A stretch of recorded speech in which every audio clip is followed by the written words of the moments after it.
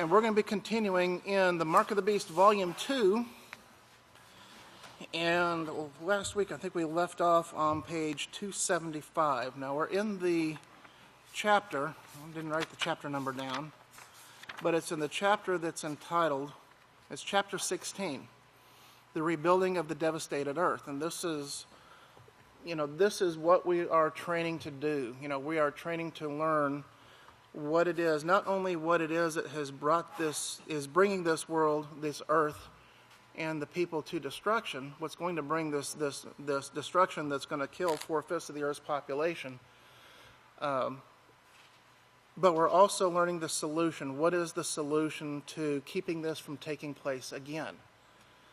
And of course we know that that is the Peaceful Solution Character Education Program. And this is, the chapter that we're in now is Rebuilding the Devastated Earth.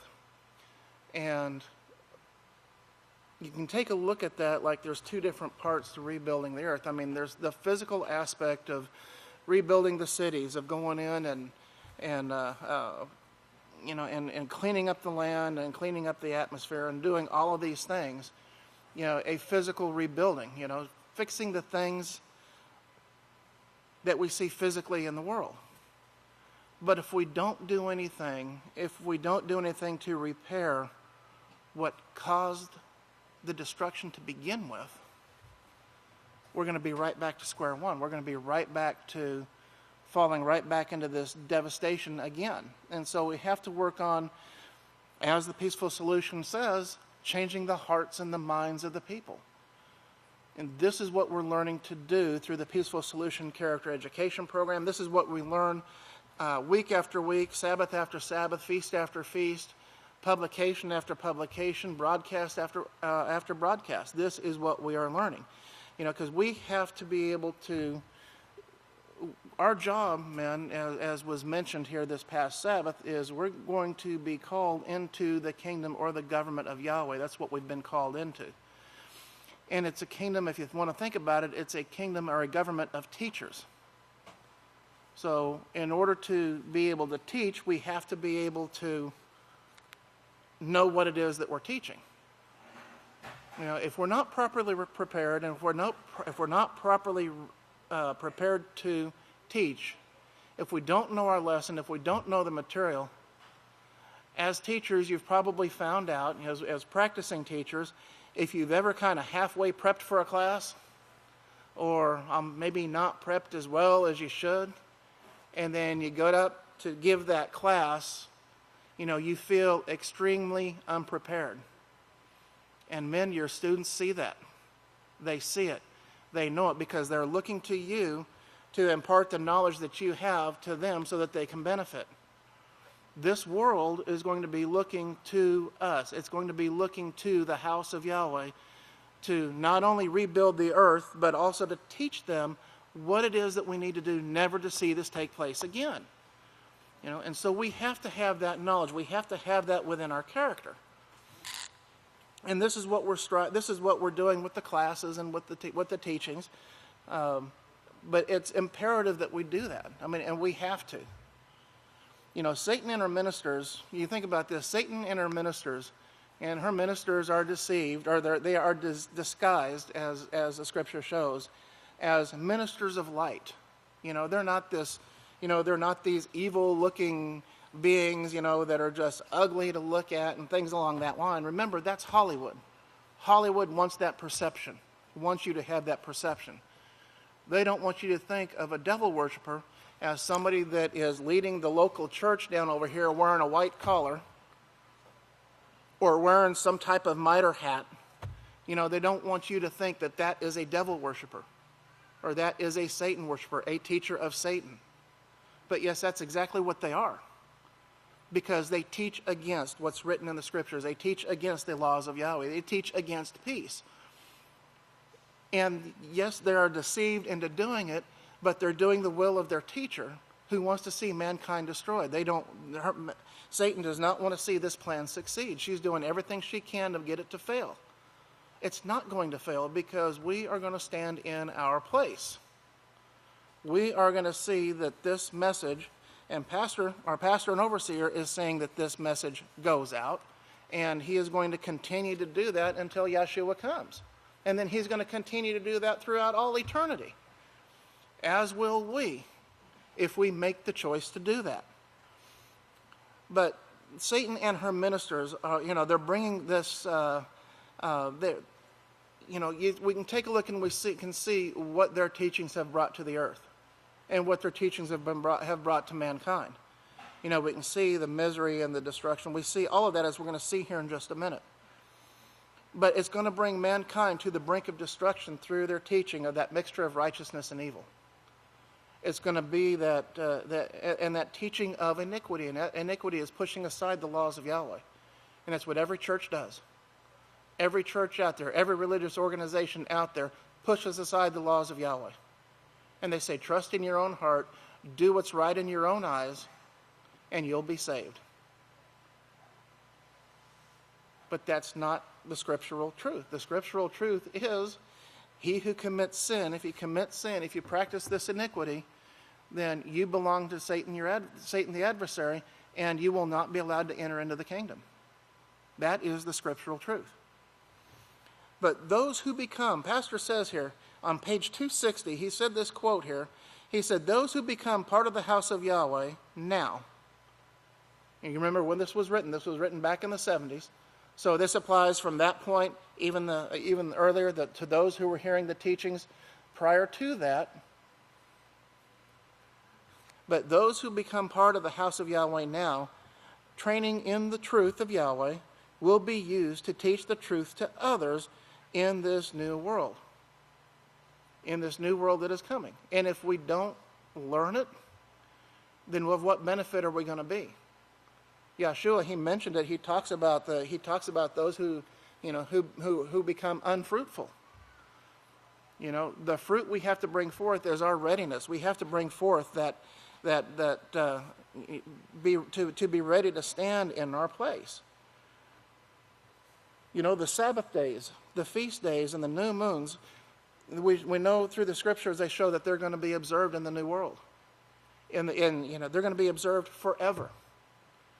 And if you remember what's written in the law it tells us that we are to go to the place that Yahweh has chosen to establish his name. We do that 3 times a year. And what's the purpose for going there? Thereby, it shows, to learn to reverence Yahweh. And that's what we're doing. We're learning how to reverence Yahweh, not just for our benefit alone, but also for those who will come seeking the solutions. And we have the solutions. We have to be ready to be able to present that solution to them. But these promises, the promises of the devastated cities being rebuilt, everything being rebuilt, were made to any nation on the condition that they live by the every word of Yahweh. Look in Deuteronomy chapter 28, which is where we'll start today. Deuteronomy chapter 8, verses 1 and 2, it says, it will be if you will listen diligently to the voice of Yahweh your Father. Yahweh's also always had a spokesman, and he has a spokesman in these last days that is bringing this message, is bringing this warning to the world. Not only a warning of what their way is bringing, but also the solution to end these things, to learn war no more. But if you will listen diligently to the voice of Yahweh your Father by observing and doing all of his laws, which I command you this day, that Yahweh your Father will set you high above all nations on the earth as his kings and priests. And all of these blessings will come upon you and accompany you because you obey Yahweh your Father. See, obedience to Yahweh's laws doesn't bring oppression. That's what the world wants you to think. Following Yahweh's laws, that's oppression. No, it brings tremendous blessings. Your way of the world is what brings oppression. In Deuteronomy chapter 28, verse 12, Yahweh will open the heavens and the storehouses of his bountiful treasure and send rain upon your land in its season, and to bless all the works of your hands, and you will lend to many nations, but you will borrow from none. So these are some of the blessings that we'll see. And the human race, Pastor writes here, he says, the human race just does not realize the blessings it's missed out on. Why? Because they've been lied to for 6,000 years. They believed the lie. rather than to believe the creator of heavens and the earth. But they missed out on these things simply because, notice, of its rebellious attitude. The rebellious attitude. It's an attitude. It's an attitude of rebellion. Nobody's going to tell me what to do. I can do what I want. I'm a free agent. I can choose what I want to do. That's right. Every person, every man, woman, and child in this room, in this house, in this world, is a free agent to choose exactly what they want to do. However, no one is ever free from the consequences of those choices. And that's what we have to remember. With every choice, there's either a blessing or a consequence, right? Praise Yahweh. So, we're not free. We may be free to choose, but see, the world leaves the rest of that out. They don't say, they won't tell you, but you're not free from the consequences of those choices. Those choices. And of course, they don't show, and they don't show what the consequences of those choices are. It says, and Pastor says here, he says, nor does humanity realize the curses it has brought upon itself because of its refusal to live by Yahweh's laws, statutes, and judgments. It's not Yahweh bringing these curses upon us, upon this world. Yahweh warned, if you do these things, these curses will come. But you're free agents. You can choose. Deuteronomy 30, chapter 30 shows that. You're free agents to choose. You can choose which way you want to go. They're not free from the consequences of those choices. The only reason there's sickness in this world today is because mankind has rejected the health laws of Yahweh. The only reason we have war today is because mankind has rejected the moral laws which would have assured peace on earth. The only reason there is poverty, heartache, is because humanity has rejected the laws and the blessings of Yahweh. And he makes the point here, he says, there is no real joy in this world today because mankind's rejection of Yahweh, who alone is able to give true joy. The world has a warped sense of everything. You can pretty well think anything that you see in the world, if they say something will bring joy, you can pretty well figure it's 180 degrees opposite. It will not. So, that's one way to look at it. If somebody says, oh, you need to do this, coming from the world, nope, it's not going to bring that. And Pastor shows, he says, but in the millennial reign of Yahshua for 1,000 years, the world will be forced to obey the laws of Yahweh. The deception is going to be taken away. The lying preachers, the deception of Satan is not going to be allowed. The only thing that is going to be allowed is going to be the truth. The truth will no longer be suppressed, as it shows in Isaiah. Isaiah shows that in the last days that the truth is suppressed, and those who will depart from iniquity are esteemed as mad. But the only reason, so it shows here, it says that they will be forced to obey the laws of Yahweh. The world will be forced to reap the benefits that come from only obeying Yahweh. They're going to have to be convinced. This is the way that you're going to have to go. If you want rain, this is what's going to have to take place. If you're going to eat, this is what you're going to have to do in order to obtain that blessing. There's going to be conditions, and people will follow. They'll get the idea. But once they get the idea, and once they realize what they've been missing out on, then that conversion is going to take place. There's going to be opposition in the world. There's going to be opposition out there. But, we're going to have to be able to deal with that. And it's through our patient persistence in doing righteousness and in teaching that is going to help solve all of that. But in Isaiah 35, 1-2, it says, the wilderness and the solitary place will be glad for them, and the desert will rejoice and blossom as the rose. It will blossom abundantly and rejoice, even with joy and singing. The glory of Lebanon will be given to it, and the excellence of Carmel and Sharon. They will see the glory of Yahweh and the excellency of our Father. And then in Isaiah 35, chapter 35, verse 7, it shows that the parched ground will become a pool, and the thirsty land will become springs of water. In the habitation of the jackals where each lay, there will be grass with reeds and rushes. So the environment is going to be changed through the keeping of these laws. That's exactly what's going to take place. But it's not going to be instantaneous. It's going to take a period of time. It's going to take a lot of work. But it will accomplish that. Yahweh promises that. It says, when Yahweh planted the Garden of Eden, he placed Adam and Eve in an environment of perfect beauty and health. When Yahweh's government takes over this world for this time period, for this millennial reign, this world will again be like the Garden of Eden when it is rebuilt. There's a lot of cleanup, a lot of things that are going to have to take place. In Isaiah 51, chapter 51, verse 3, it says, for Yahweh will comfort Zion. He will comfort her, all of her waste places, and will make her wilderness like Eden, and her desert like the garden of Yahweh. Joy and gladness will be found in it, thanksgiving and the voice of song. These blessings, Pastor shows here, will not come from mankind's governments. 6,000 years of history has shown that these blessings that Yahweh promises do not come from man's governments. Under man's rule, some have an overabundance, while others have little or nothing at all. Yahweh will not allow this unfairness to befall in this new world. All of this world will then be guided by Yahweh's laws. In Isaiah 51, chapter 51, verses 4 and 6, it says, listen to me, my people, and give ear to me, O my nation. Law will proceed from me, and I will make my judgment rest for a light of the peoples.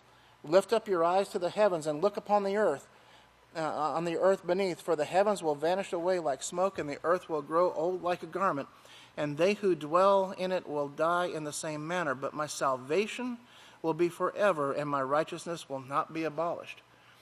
So it shows that the earth, under the current government of mankind, it's going to be brought to nothing. But it will be rebuilt. It is going to be rebuilt. Now, in the kingdom of Yahweh, every person on earth will be blessed according to the law of Yahweh.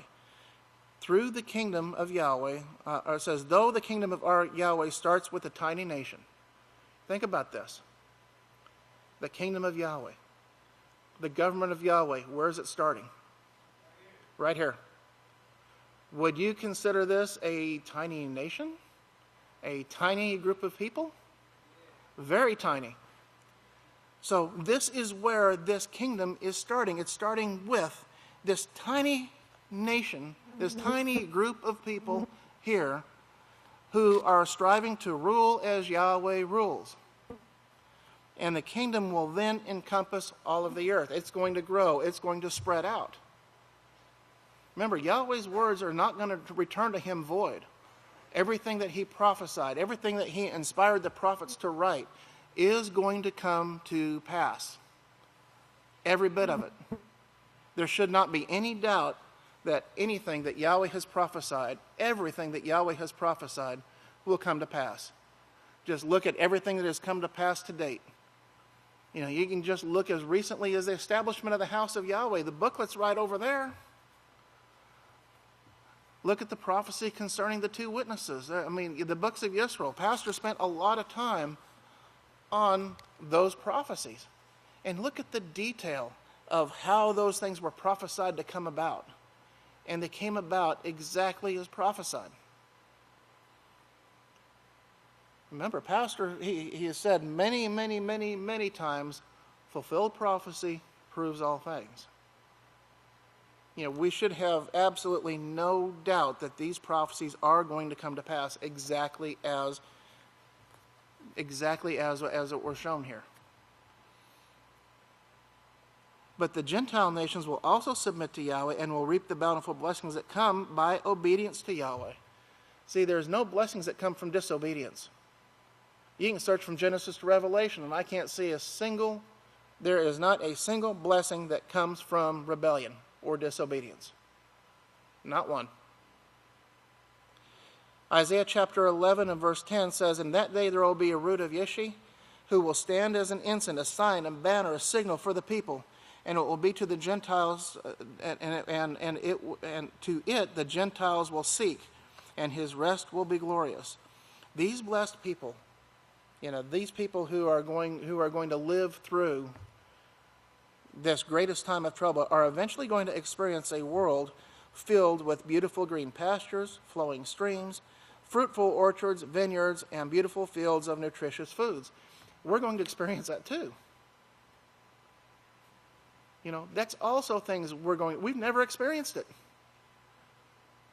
We've lived our entire lives in a defiled earth. The air, the water, the animals, the plants, everything is defiled. But we're going to eventually experience a world filled with things back to the way that they originally were created. And that's going to be through the work of this house and through the work that we are doing, that this house is doing in learning how to rebuild these things and learning this peaceful solution and learning these laws. Not only learning them, but also how to apply them. These blessed people will eventually experience a world with no sickness or disease. Could you imagine getting up out of bed in the morning and not having aches and pains? Not rolling out of bed and saying, "Oh man, I did something to my back."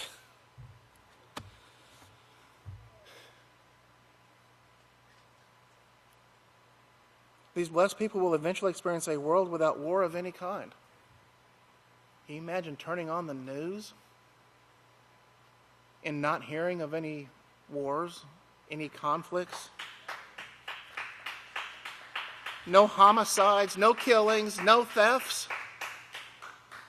In our crime blotter today, nothing. Short news segment. And then the news comes up with the blessings. This advancement has been made. This area over here has been cleaned and is now producing, wheat that is undefiled. Meanwhile, in another part of the world, the cows now are free from mad cow disease. All of these things. I mean, it's, just, think about this stuff that we see in the news. It's going to be a thing of the past. It's not going to be. These blessed people are eventually going to experience the effects of keeping the laws, statutes, and judgments of Yahweh. But these blessed people will still have had to have survived through the 7 last plagues in order to still be alive on this planet. There was a news article this week of something that President Trump was heard as saying, and it was dealing with people when people are arrested. Anybody see that article or hear anything about it?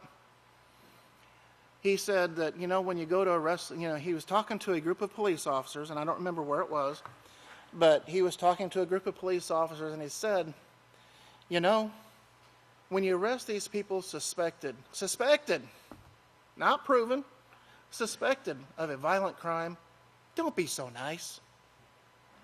When you're putting them in the car, don't put your hand up there so they don't bump their head. Take it away.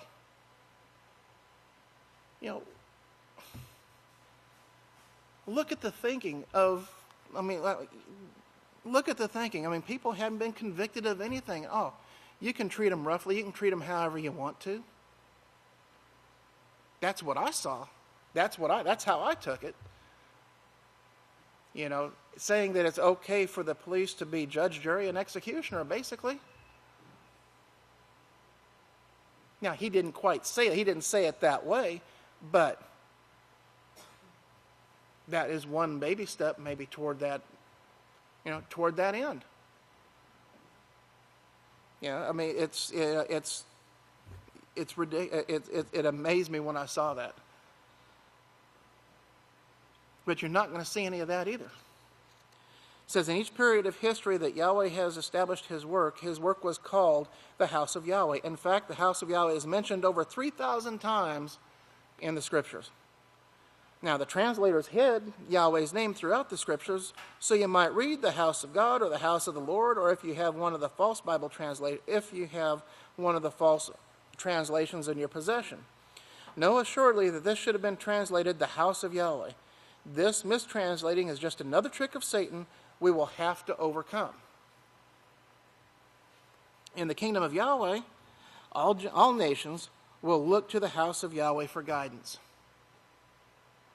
You see the importance, men, of what we have been called to do. Look at what Pastor's showing us here. This was back in the 70s. Again, in the kingdom of Yahweh, all nations are going to look to the house of Yahweh for guidance. How are we going to be able to guide if we don't have the knowledge to guide them? We can have the knowledge of the law, but we also have to be able to apply the law.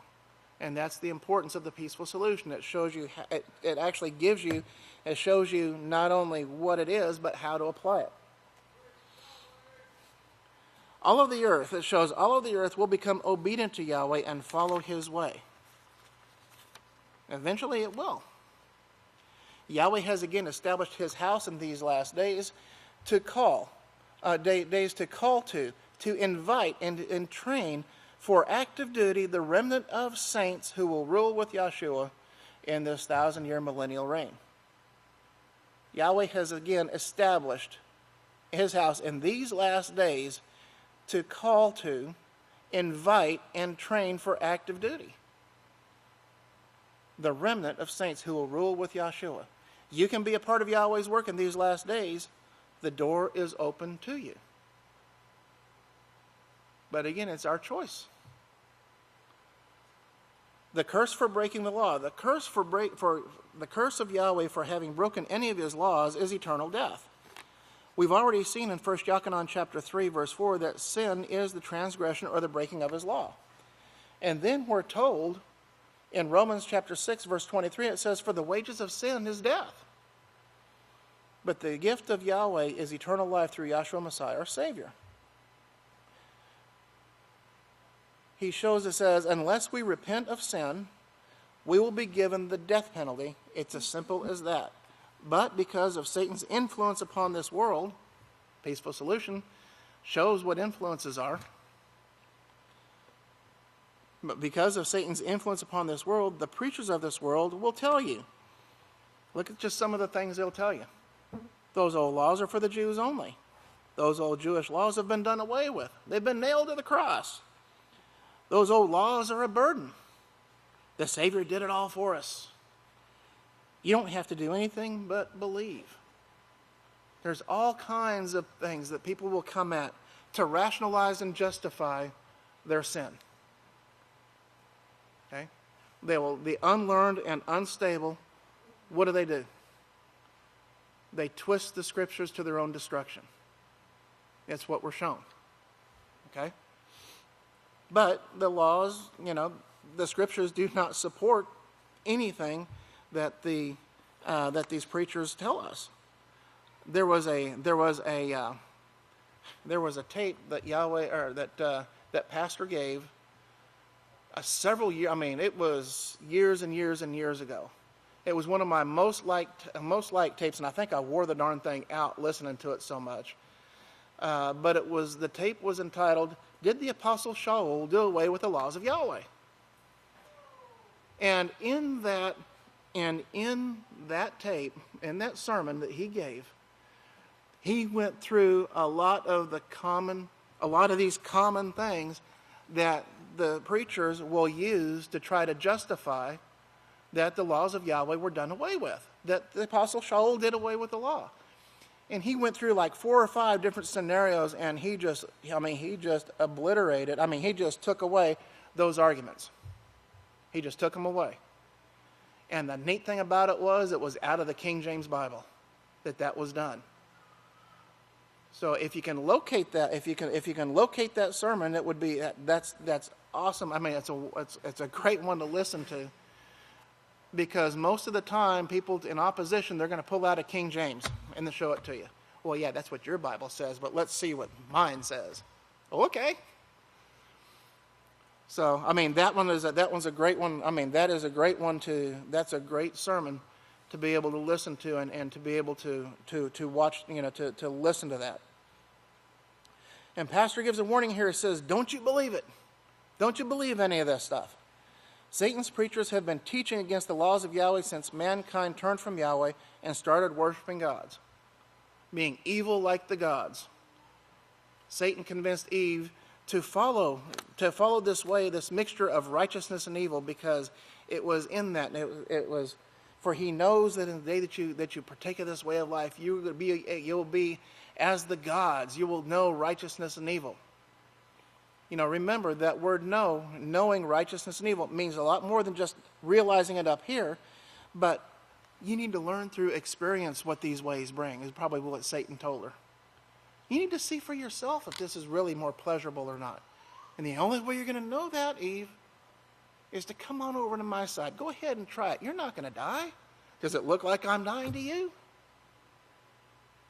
Come on, this little bit over here won't hurt. And we see the results now out in the world of what that rebellious attitude brought forth. But Isaiah 66, 15 through 17 says, for behold, Yahweh will come with fire and with his chariots like a whirlwind to render, now listen to this, to render his anger with fury and his rebuke with flames of fire. Boy, doesn't that sound like Yahweh's just really ticked off? That he's going to come down and just totally destroy anybody. That's what the world wants you to think. For by fire and by his sword will Yahweh plead with all flesh, and the slain of Yahweh will be many. They who sanctify themselves and purify themselves in the gardens following after the priest, in the midst of those who eat swine's flesh, that which is offered to gods, Elohim, and the rodent will be consumed together, says Yahweh. So just take a look here. Think about what Pastor has taught us about how Christianity and how the world wants you to look at our Father Yahweh. Our Father Yahweh is not to be feared. He's to be reverenced. We need to reverence him. We need to follow and be obedient to him.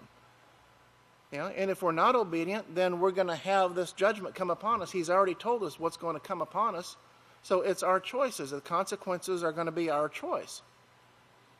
But for behold, Yahweh will come with fire and with his chariots. I mean, it sounds like he's seeing red, and it sounds like he's just ready to make war here. But to render his anger with fury and his rebuke with flames of fire. Now, what's he doing here? What's being done? Well, to rebuke, when somebody's rebuked, they're corrected. And it doesn't mean necessarily an angry rebuke or an anger, something done in anger. Correction, the way Yahweh does it, the way our pastor and overseer, the great Yisrayl Hawkins, does it, the way that we should do it with our families and with one another is with love, not with bitterness, not with hatred, not with disgust. We need to look at how we're, it's done here. This rebuke is actually through teaching. It's actually done through teaching. Remember what's written in Leviticus chapter 23 and verse 8. It says there in Leviticus 23:8, it's talking about the feast days. It's talking about the offerings that we bring to Yahweh. It says, but you shall offer an offering made by fire to Yahweh. Well, there's a little side note right there with that word fire. And I want you to understand, go back, it's Leviticus chapter 23 and verse 8, and go back and look at that side note B in your book of Yahweh. And fire, look at what fire represents. Fire represents the Spirit. It represents power. It represents force and internal ardor, A-R-D-O-R, which means diligence of the mind. Okay, so it's given the idea of zealous. He's zealously teaching. With diligence of the mind. Diligently teaching. When we're told, we're given the instruction that we are to teach our children diligently with fire. That doesn't mean with, That doesn't mean with hellfire and brimstone, but diligently. When we rise up, when we walk up, when we wake up, when we go to bed, when we sit down, when we rise up, all of these things. It's the diligence that we should be doing these things. And then with this sword, it talks about this sword. And remember what the sword is? Now, Revelation 11:5 kind of gives us a little bit of information on it. And this is what the two-edged sword that has that the two witnesses have. And it says, if any among them determine in their mind. Now, look at what we're talking about here. We're talking about the correction. We're talking about breaking the law. We're talking about people who are trying to teach to break the law. And look how the two witnesses, look how the spokesman deals with this. And if any among them determines in the mind to commit sin, the two-edged sword, the every word of Yahweh, like a two-edged sword of fire, proceeds out of the mouth of the spokesman of them, and he devours their enemies. He destroys their teaching through reproof, through correction, through instruction in righteousness. These arguments are demolished. This, laws are for the Jews only. This Savior did it for us. We only have to believe. Those arguments are destroyed. That's what the nice thing about that one sermon particularly that sticks out in my mind. Did the Apostle Shaul do away with the laws of Yahweh? Because that's exactly what the witness did. That two-edged sword, like that, just like it shows here. It says the every word of Yahweh, like a two-edged sword of fire, proceeded out of the mouth of the spokesman, and it devoured their arguments. It demolished their arguments. It took it away. The arguments didn't stand. The laws of Yahweh stand. The word of Yahweh stands. The word of Yahweh will always stand. And if any among them should continue to commit sin in this manner, it is binding for them to be destroyed. If they continue to persist in practicing sin, Romans 6:23 gives the answer there. The wages of sin is that eternal death. So it's not it's not this violent thing that the world wants you to think, but it's an act of mercy. It's an act of kindness. It's teaching. It's trying to reason with the people to get them to see what their ways are bringing. Hebrews chapter 4, verse 12 also talks about this two-edged sword. It says, for the word of Yahweh, the law and the prophets is living. It's living. This word of Yahweh, it's living. And it's powerful. And it's sharper than any two-edged sword, piercing even to the division of the body and the spirit, and of the joints and of the marrow, and is a discerner of the thoughts and the intents of the heart. So, when you read things like that, go back and remember the previous teachings. Remember what we've been taught about what this fire is, about what this sword is, and about how these, when it says, it talks about defeating the enemies and devouring the enemies here, like it says. It's talking about demolishing those arguments, and there's scriptures that talk about about the arguments are going to be demolished. They're taken away, their justification. And this is why there's such hatred for the word of Yahweh. This is why there was such hatred for the prophets of old, was because they took away their arguments. They exposed their sins, just as the house of Yahweh is doing today. This is why Yahshua Messiah was crucified. That's why he was died. That's why he was killed. That's why he was murdered. Was because he stood for the laws of Yahweh, and he exposed the people's sins. This is the same reason for the 10 persecutions that went forth to actually destroy the work of Yahweh, to try to put an end to the laws of Yahweh, to put an end to the work of Yahweh, which it did for a while until 1939 or 1934.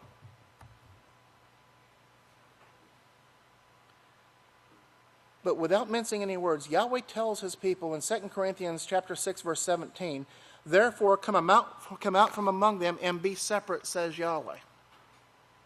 So this is what we're being told to do, to come out from among them and be separate. Pastor, he talked about this. He talked about this yesterday. don't fall into the traps of Satan. Don't fall into the things with the Six Flags or the entertainment or whatever it is that's taking you away. I don't know if you saw the news or heard anything about it, but somebody that was at one of these fairs, one of these carnivals, one of these things, they were seeking pleasure, they were seeking fun, and the ride that they were on fell apart. And there were, I don't know how many people that were thrown from this thing. They were trapped inside, and they were thrown, and this thing hit the ground. One person was killed, and I think there was like 7 or 8 that were injured critically. For what? To get on this thing and go and be slung from one side to the other? Remember who owns these things. Remember why these things were put together.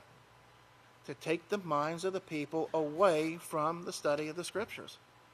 Entertainment was designed because of that. That's exactly why entertainment was designed.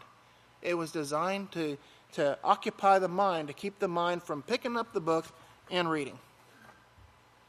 Anybody ever experience that? They got something else going in their mind, and they sit down and you sit down and you start reading, and then something comes on the idiot box, and all of a sudden you start looking over. And before you know it, you're looking at it. And you're zombified. And you're just kind of sitting there, just kind of, I don't know if drool starts running out of your mouth, or out of the mouth or what, but I mean, in that time, the mind is relaxed, and what's coming forth? The teachings that the Catholic Church wants you to know. Because remember, the Catholic Church set up that film review office in I think it was 1929. I think is when it was set up, and it was set up and it was established. So because they realized how powerful entertainment was, and they used it, they set it up so that they could shape the minds of the people for to guide them in I think their words were in the way of good. I think is how they put it. In other words, in the way that didn't oppose their teachings, so that they could guide them into teaching what they want. And it's even worse today. It's even worse today. There was and get this, there's the so-called child-friendly channels. There was something that I ran across, and it just caught my eye, and it was about these children, these 9, 10-year-old children. It was a cartoon, but it was about sending secret admirer letters back and forth. And so right there, that's teaching somebody to get in their mind, fornication and adultery and things along that line. However, one of the characters was a little girl, and guess who she sent her secret admirer letter to? Another little girl. What's that teaching? And in that same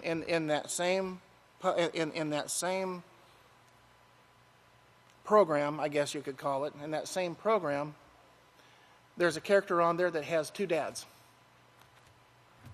So what's that teaching? And the children are sitting in front of that and taking that in.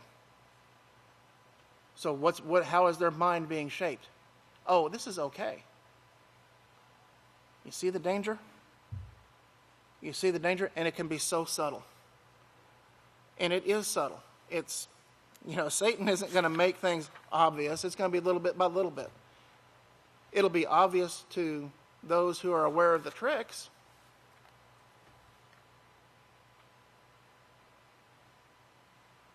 But we're told to come out from among them and be separate, says Yahweh. Do not touch the unclean thing, and I will receive you. We have to work on ourselves. We have to work on overcoming these things.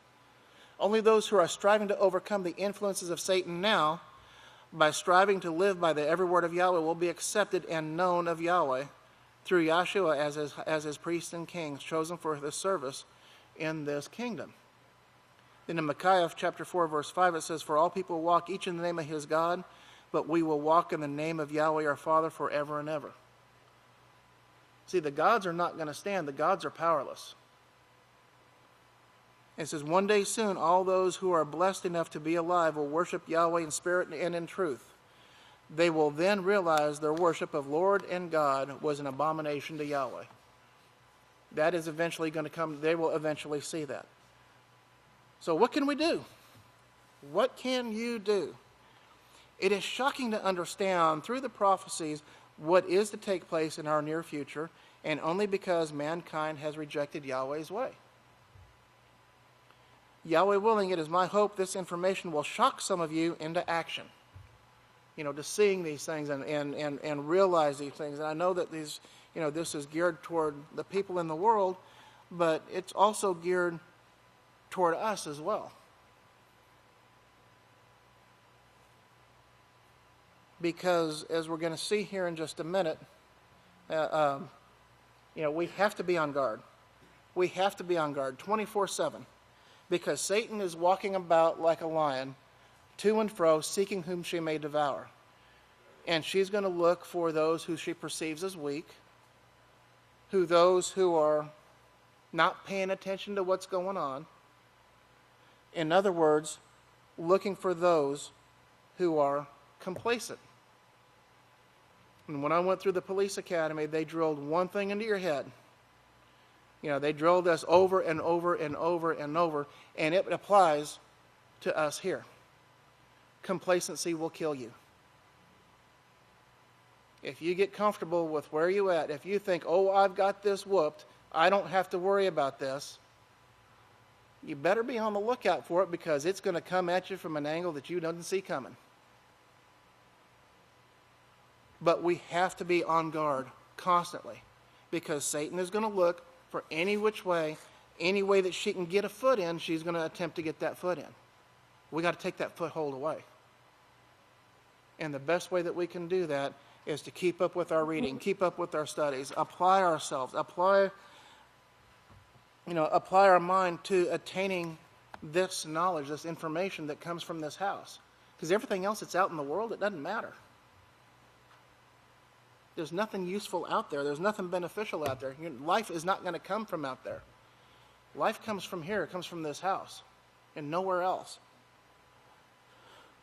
But Pastor says here, he says, there is a way of escape to all of these things coming upon this earth during this great tribulation, but you need to start learning now of the things you need to do. He says, Yahweh does not plan a rapture. The rapture doctrine is just another lie of Satan to keep the people complacent about the future. I don't have to do anything. I just believe. That's all I have to do is believe. So I'm going to be saved. I'm going to be sucked up. I'm going to be sucked up and out of the, out of the way. Well, you might be sucked up, but you won't be out of the way. Remember the parable of the wheat and the tares. Remember who those are gathered first. But this day of Yahweh is going to come upon mankind as a thief in the night. It's going to come unexpectedly because they're not looking for it. It won't come unexpectedly on Yahweh's house, but it will come unexpectedly upon mankind, upon the rest of the world. Which brings us to chapter 17, the great white throne judgment. In Revelation chapter 20, verse 11 through 15, we read here about this great white throne judgment. And it says, "And I saw a great white throne, and him who sat on it, from whose face the earth and the heaven fled away, and there was found no place for them. And I saw the dead, small and great, standing before Yahweh, and the books were opened. And another book was opened, which is the book of life. And the dead were judged out of those things which were written in the book, according to their works." Remember, that's one of the lies of Baal's preachers. Well, you don't have to do anything. You can't get into the kingdom by works. You're not going to be judged according to your works. You just have to believe. What does Revelation chapter 20 say? And that's in their Bible. "And the sea gave up the dead which were in it, and death and Sheol, the grave, delivered up the dead which were in them, and they were judged, every man according to their works. And death and Sheol were cast into the lake of fire. This is the second death. and whoever was not found written in the book of life was cast into the lake of fire. So we need to make sure, men, that we are doing everything that we can to make sure that our names remain in the book of life. Upon reading these verses, the general consensus of the average mind is to assume that one day Yahweh will sit on a great white throne and will slowly and painstakingly judge each individual one by one who has ever lived. They might be led to believe that these individuals will be brought before Yahweh and their testimony heard, and then they would either be convicted as guilty or exonerated and rewarded. And Pastor writes here, he says, just considering the time element involved by this type of judging, even if the people were herded in through like cattle through an auction ring, this would take years. You know, they're not going to be going up, they're not going to be pleading their case before the judge. You know, they're going out to be sentenced. That's when sentencing is going to be passed. It says millions of men, women, and children will be resurrected and judged at this time. Mind you, the great white throne judgment is not the judgment of those being called now. Those of whom Yahweh is called now into his work will have already been rewarded with eternal life or condemned and cast into the lake of fire before the millennial reign begins. Because those being called out now are also being judged now. You are being judged now, is the next section. The Apostle Kepha tells us in 1 Kepha chapter 4, verses 17 through 19, for the time has come that judgment must begin at the house of Yahweh. It begins where? Here, at the house of Yahweh. Praise Yahweh. And if it first begins with us, what will be the end of those who do not obey the message of Yahweh? And if the righteous are scarcely saved, notice here, if the righteous are scarcely saved, where will the wicked and the sinner appear? Therefore, let those who suffer according to the will of Yahweh commit the keeping of their souls to him in doing righteousness as unto a faithful Creator. You know, what is it that we need to do? Practice righteousness, right? The fact is, those whom Yahweh calls are all considered to be part of the house of Yahweh. So those who are called out are all considered to be part of the house of Yahweh, even though not all do not become a part of Yahweh's work. The ones Yahweh has called out now are being judged by what they are doing at this very time. Those who do not become a part of Yahweh's work now, Yahweh also shows that they will not be given part in the kingdom of heaven either. So think about it. If we're not involved in the work now, we're not going to be involved in the work later. Let us notice what our Savior showed through parables concerning our judgment now in progress. In Limmuwdyah chapter 13, Yeshua tells of the parable of the sower. Through this parable, we see that only 1 out of 4 will be chosen for the kingdom. That one brings forth fruit. They will support Yahweh's work, and they will live by Yahweh's every word. In Limmuwdyah 13:23, it shows, but that which was sown in the rich ground is he who hears the word, the laws and the prophet, and understands, and he also bears fruit, bringing forth 100, some 60, and some 30. The 3 out of 4 who are not chosen for the kingdom do not support Yahweh's work and do not live by the every word. In Limmuwdyah 13:18 through 22, it says, therefore hear the parable of the sower. When anyone hears the word of the kingdom, the law and the prophets, but does not understand, then comes the wicked one and snatches away that which was sown in his heart. This is he who received the seed by the wayside. As for those who are sown in stony places, the same is he who hears the word, the law and the prophets, and at once receives it with joy. But since he has no root in himself, and he endures only for a little while, for when tribulation or persecution arises because of the word, the law and the prophets, he is immediately offended. Now that which is sown among the thorns is he who hears the word, that is the law and the prophets, but the cares of this world and the deceitfulness of riches chokes out the word, the teaching of the law and the prophets, and he becomes unfruitful. In Limmuwdyah 13:24 to 31, Yeshua shows us through the parable of the tares that all of Yahweh's called out ones will grow together. But many of these called out ones will keep themselves separated by hanging on to or accepting the doctrines of Satan. They separate themselves. They're separatists. They're separated. At the first resurrection, they will be called. It says, at the first resurrection, they will be sentenced. They're going to be called for sentencing, but they will be burned up and not chosen for the kingdom. Some people whom Yahweh is calling today simply refuse to believe Yahweh when he says in 1 Timothy chapter 3, verse 15, "But if I am delayed, I write so that you may know the right and proper way to conduct yourself in the house of Yahweh, who are the called out ones of the living Father, the pillar and ground of the truth." The pillar and ground of the law of Yahweh. The law of Yahweh goes forth from this house. Pastor shows here, he says, some refuse to believe that Yahweh's established house is the pillar and ground of Yahweh's truth. Some even become embittered because the house of Yahweh is the pillar and ground of his truth, and it refuses to accept popular but false doctrines. Some people have tried to bring false doctrine into the house of Yahweh, but when that false doctrine was proven from the scriptures to be false, these people began to withhold Yahweh's tithes, which he says are holy to him, and can only lawfully be given to Yahweh's house for Yahweh's true work. Therefore, these people become unprofitable. They become unprofitable to Yahweh, and they are not acceptable in Yahweh's family, in his kingdom. And he shows here, he says, others are giving Yahweh's tithes to forbidden assemblies, even though Yahweh says that they are defiling themselves by doing so. By keeping or misusing Yahweh's tithes, one simply is not bringing forth the work and the truth of Yahweh. Some are misleading others by teaching them their own doctrines. Okay? Some are misleading others by teaching them their own doctrines, for they do not believe Yahweh when he said his house is the pillar and ground of the truth.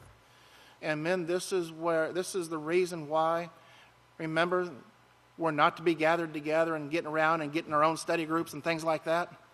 This is why. Because in doing that, you're showing a rebellious attitude when we do that, and you're endangering the lives of your brothers when we do that. Okay? So some are misleading others by teaching them their own doctrines, for they do not believe Yahweh when he says his house is the pillar and ground of the truth. Through their own lack of understanding, they cause the ones they are teaching to fall away from Yahweh's truth. And when that takes place, if somebody falls away because of something that we teach them that is false, their blood is on our head. So it's very important, it's very important to remember these things, and to keep yourself from these things. There's no reason, men, to gather together and to study on your own. There are too many classes. There's too many opportunities to sit at the feet of the priests. There's too many opportunities to sit and learn from Yahweh's house, from these established classes. That's where your benefit is. That's where you're going to grow. Okay? So, with that, we're going to close here, and we'll pick up here on page 284. We'll start here with Matthew 13:41 in the King James Version next week. So with that, men, may Yahweh be with you and bless you. May Yahweh bless your week, keep you safe.